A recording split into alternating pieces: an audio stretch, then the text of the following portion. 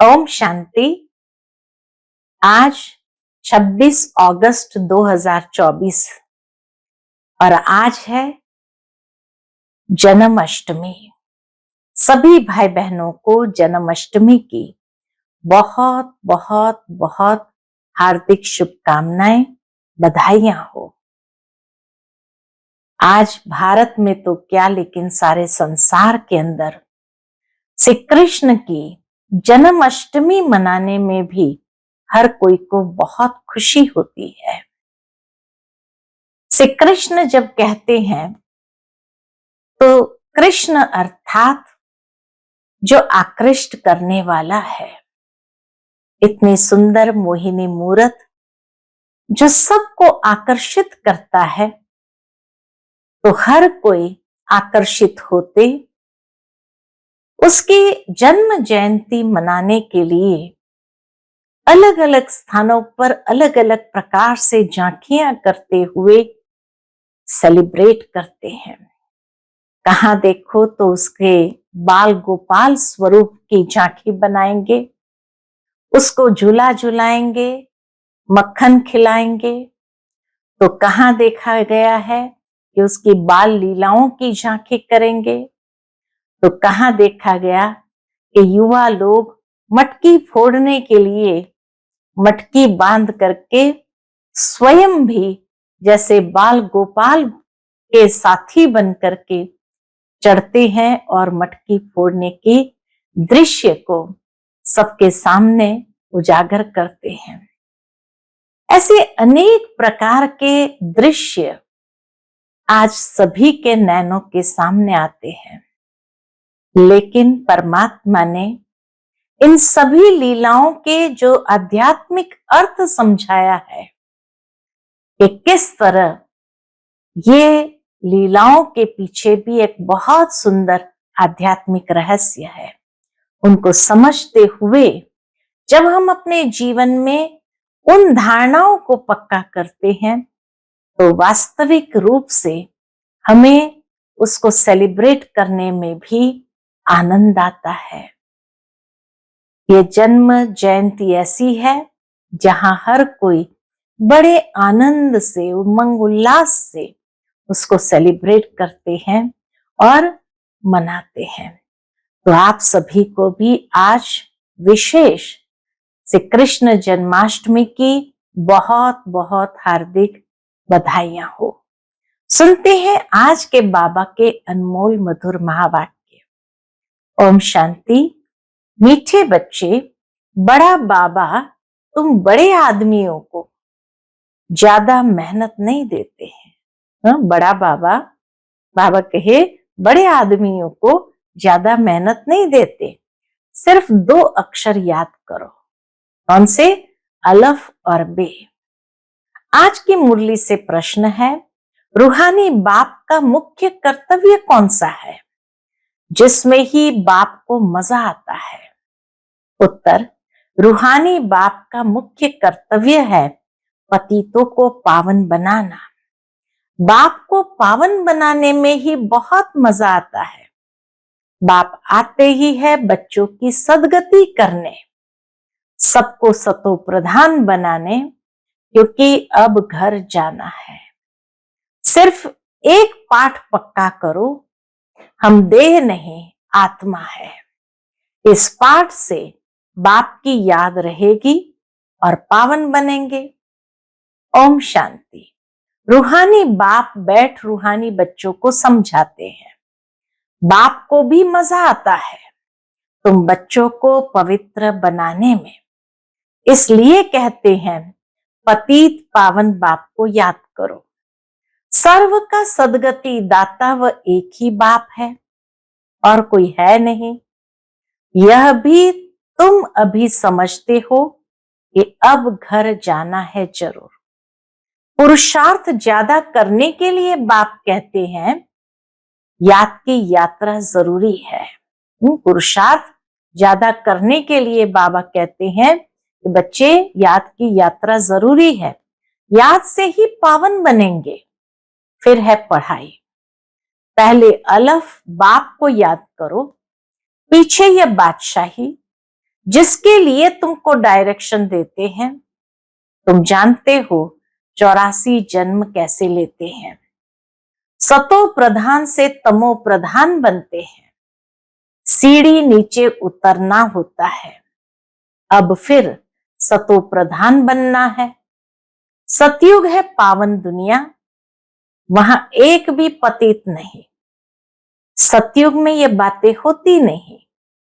मूल बात है पावन बनने की। अभी तो पवित्र बनो, तभी नई दुनिया में आएंगे। बाबा कहे पवित्रता की धारणा से ही नई दुनिया में आएंगे और राज्य करने के लायक बनेंगे। सबको पावन बनना ही है, वहां पतित होते ही नहीं। जो अभी सतो प्रधान बनने का पुरुषार्थ करते हैं, वही पावन दुनिया के मालिक बनेंगे।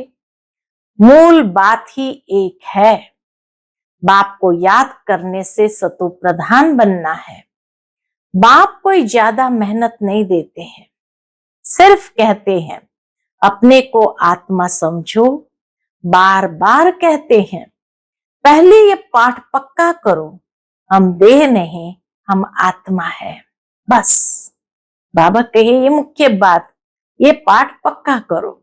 बड़े आदमी जास्ती नहीं पढ़ते हैं, 2 अक्षर में ही सुना देते हैं। बड़े आदमी को तकलीफ नहीं दी जाती है। तुम जानते हो सतो प्रधान से तमो प्रधान बनने में कितने जन्म लगे हैं। सतो प्रधान स्टेज से तमो प्रधान बनने में कितने जन्म लगे हैं।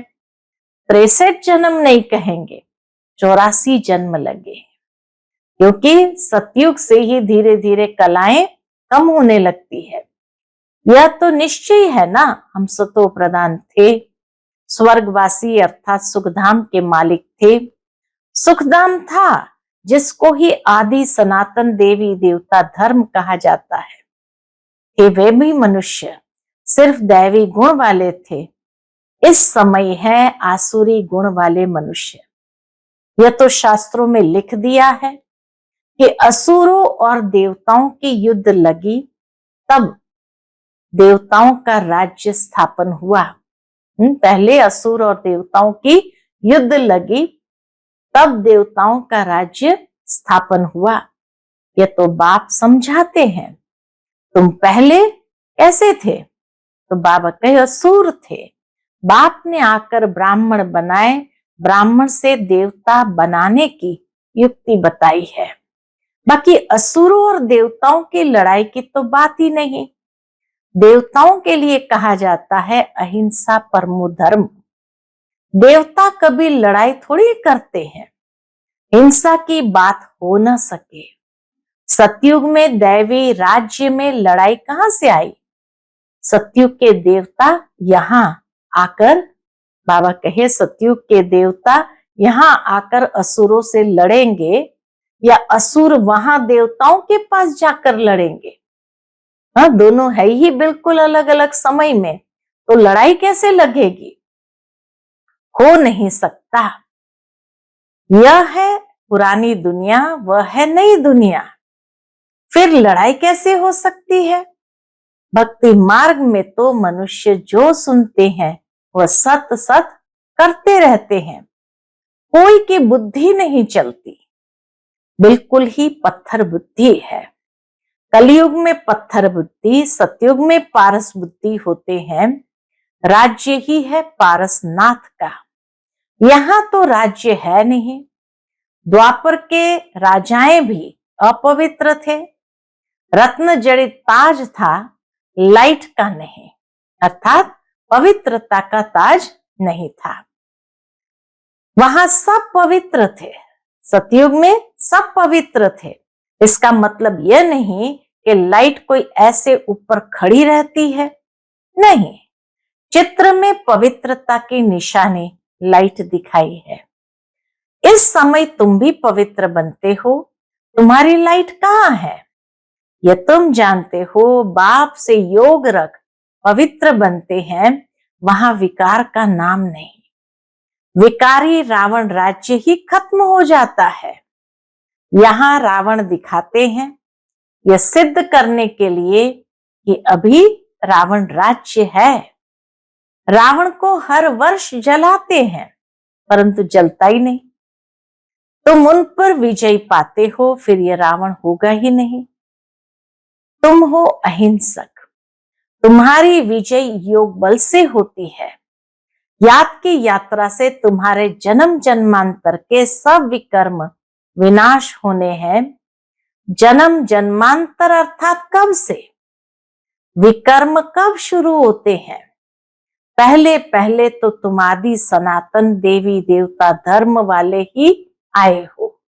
सूर्यवंशी फिर चंद्रवंशी में 2 कला कम हो जाती है, फिर आहिस्ते आहिस्ते कला कम होती जाती है। अब मूल बात है, बाप को याद कर सतो प्रधान बनना है। जो कल्प पहले सतो प्रधान बने थे वही बनेंगे, आते रहेंगे। नंबरवार तो होते हैं, फिर ड्रामा अनुसार जब आएंगे तो भी नंबरवार ऐसे ही आएंगे, आकर जन्म लेंगे। ड्रामा कितना विचित्र बना हुआ है, इसको जानने के लिए भी समझ चाहिए। जैसे तुम नीचे उतरे हो, अब फिर चढ़ना है। नंबरवार ही पास होंगे, फिर नंबरवार नीचे आएंगे। तुम्हारी एम ऑब्जेक्ट है सतो प्रधान बनने की।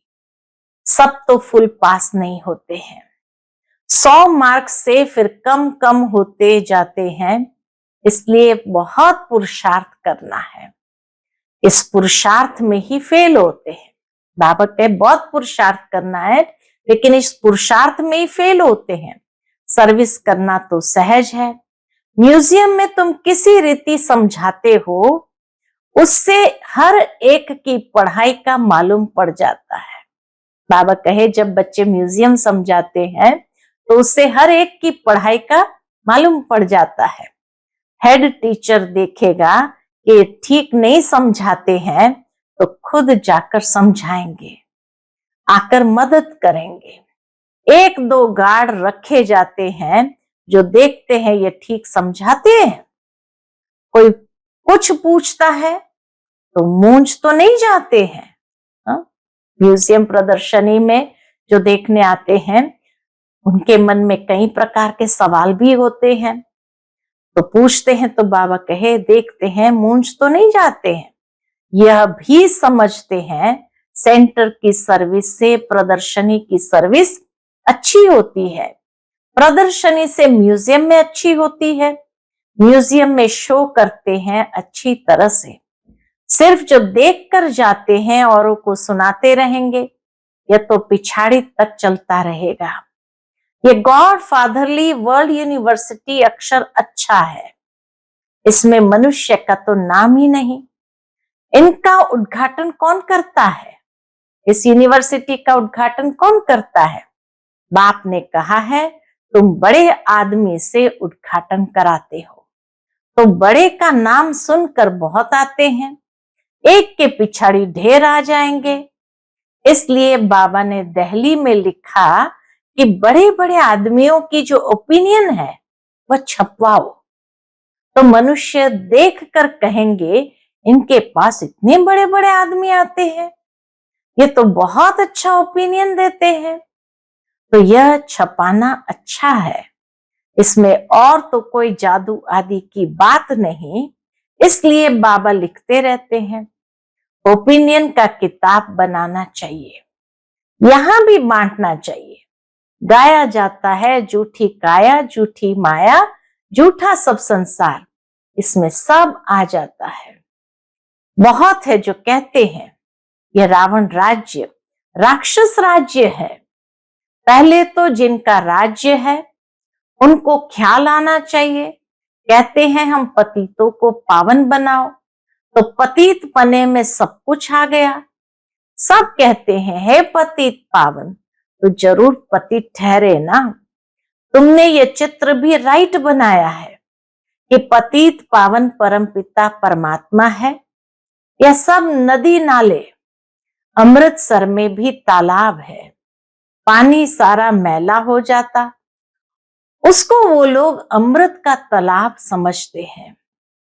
बड़े बड़े राजे लोग अमृत समझ तालाब साफ करते हैं, इसलिए नाम ही रखा है अमृतसर।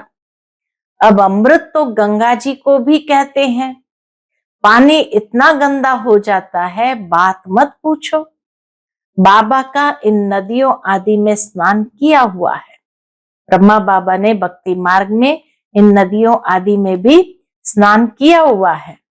बहुत गंदा पानी होता है, फिर मिट्टी उठाकर लगाते हैं।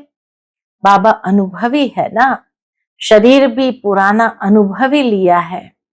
इन जैसा अनुभवी कोई होगा नहीं। ब्रह्मा बाबा जैसा अनुभवी बाबा कहे संसार में और कोई होगा नहीं।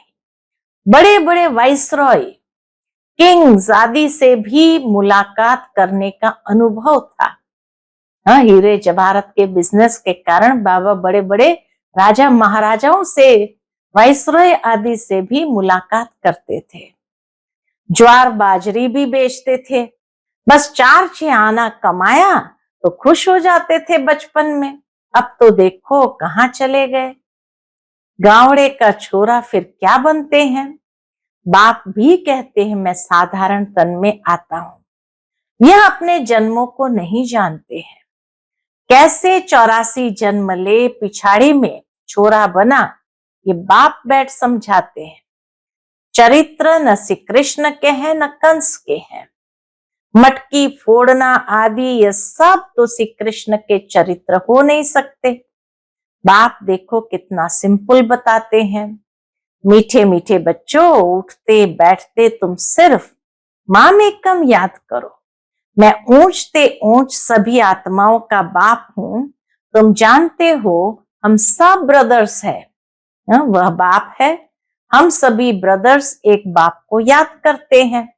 वह तो हे भगवान हे ईश्वर कहते हैं, परंतु जानते कुछ भी नहीं। बाप ने अभी परिचय दिया है। ड्रामा के प्लान अनुसार इनको गीता का युग कहा जाता है, क्योंकि बाप आकर ज्ञान सुनाते हैं जिससे ऊंच बनते हो। आत्मा भी शरीर धारण कर फिर वाच करती है। बाप को भी दिव्य अलौकिक कर्तव्य करना है तो शरीर का आधार लेते हैं। आधा कल्प मनुष्य दुखी होते हैं तो फिर बुलाते हैं। बाप कल्प में एक ही बार आते हैं। तुम तो बार बार पार्ट बजाते हो। आदि सनातन है देवी देवता धर्म, वह फाउंडेशन है नहीं। उन्हों के बाकी सिर्फ चित्र रह गए हैं। तो बाप भी कहते हैं तुमको ये लक्ष्मी नारायण बनना है। एम ऑब्जेक्ट तो सामने खड़ा है। यह है आदि सनातन देवी देवता धर्म। बाकी हिंदू धर्म तो कोई धर्म नहीं है। बाबा कहे हिंदू धर्म तो कोई धर्म है नहीं। हिंदू तो हिंदुस्तान का नाम है। जैसे सन्यासी ब्रह्म अर्थात रहने के स्थान को भगवान कह देते हैं, वैसे यह फिर रहने के स्थान को अपना धर्म कह देते हैं।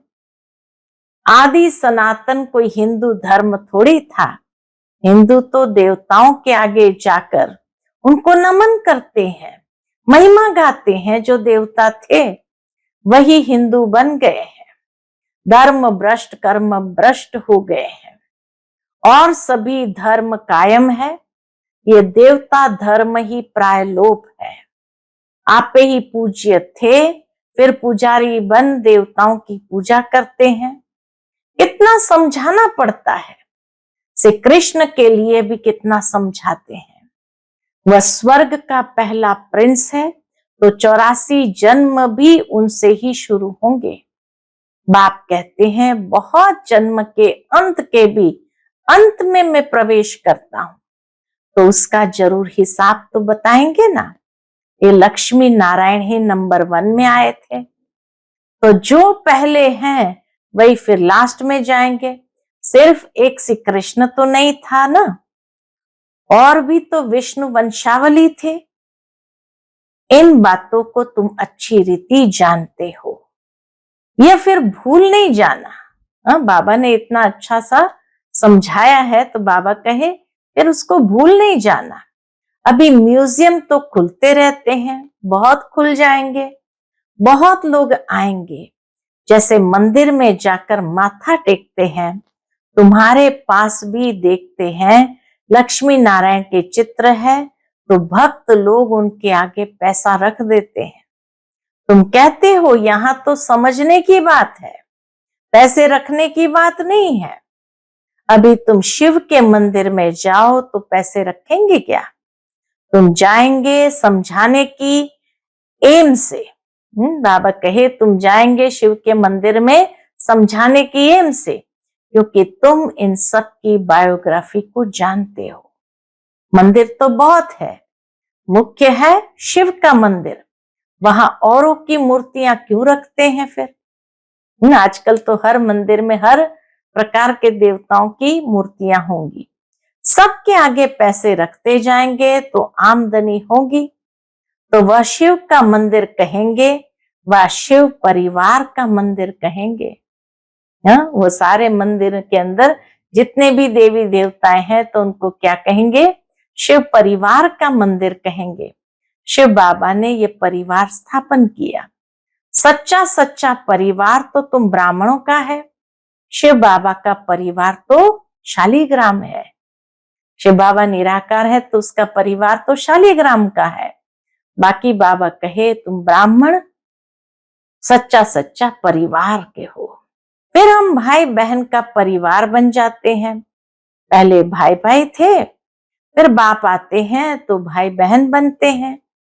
फिर तुम सतयुग में आते हो तो वहां परिवार और बड़ा होता है, वहां भी शादी होती है तो परिवार और वृद्धि को पाता है।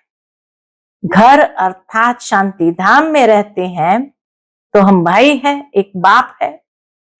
फिर यहाँ प्रजापिता ब्रह्मा की संतान भाई बहन है और कोई नाता नहीं है। फिर रावण राज्य में बहुत वृद्धि होती जाती है।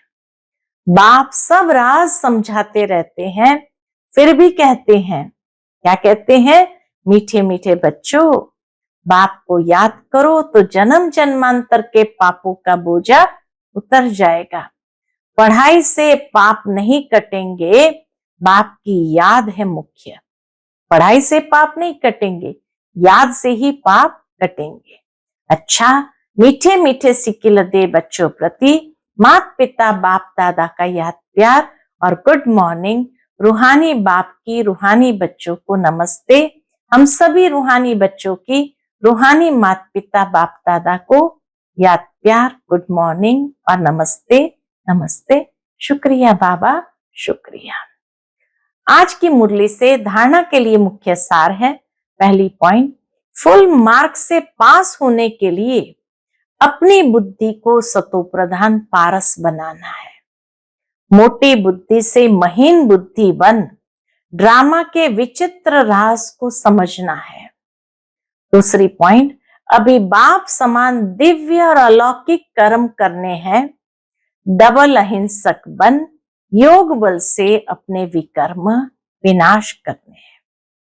आज का बाप दादा का मधुर वरदान हम बच्चों के प्रति है, कर्म और योग के बैलेंस द्वारा ब्लेसिंग का अनुभव करने वाले कर्म योगी भव। कर्म और योग के बैलेंस द्वारा ब्लेसिंग का अनुभव करने वाले कर्म योगी भव। कर्म योगी अर्थात हर कर्म योग युक्त हो। कर्म योगी आत्मा सदा ही कर्म और योग का साथ अर्थात बैलेंस रखने वाली होगी। कर्म और योग का बैलेंस होने से हर कर्म में बाप द्वारा तो ब्लेसिंग मिलती ही है, लेकिन जिसके भी संबंध संपर्क में आते हैं उनसे भी दुआएं मिलती है। कोई अच्छा काम करता है तो दिल से उसके लिए दुआएं निकलती है कि